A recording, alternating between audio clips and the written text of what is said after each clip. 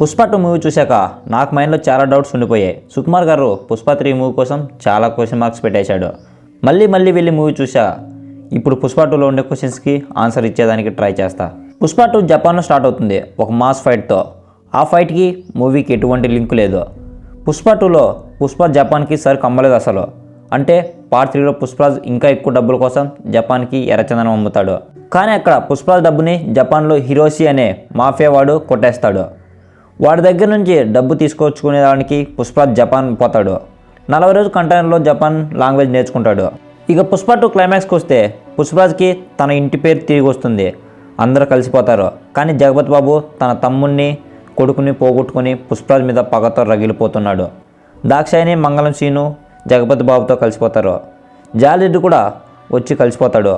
అప్పుడు జగపతి బాబు అందరూ వచ్చారు, అసలైన వాడు ఎక్కడని అడుగుతాడు. అప్పుడే జగపతి బాబు ఇంట్లో ఒక బాంబు, పెళ్లిలో ఇంకో బాంబు పెట్టి పేల్చేస్తాడు.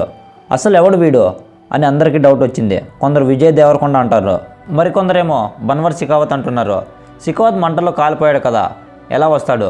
ఇదే అందరికి వచ్చిన పెద్ద డౌట్. అది 100% శిఖావతే. ఎందుకంటే ఈ షాట్లో వీడి చేతులు కాలిపోయి ఉంటాయి. శిఖావత్ కూడా మంటల్లో కాలాడు కాబట్టి ఇది ఖచ్చితంగా శిఖావతే. కానీ ఎందుకు శిఖావత్ పార్ట్ 3లో మళ్ళీ జోకర్ని చేస్తారు? మీరే కామెంట్ చేయండి. ఆ క్లైమాక్స్లో ఉండేది శిఖావతా లేదా విజయ్ దేవరకొండనా అని.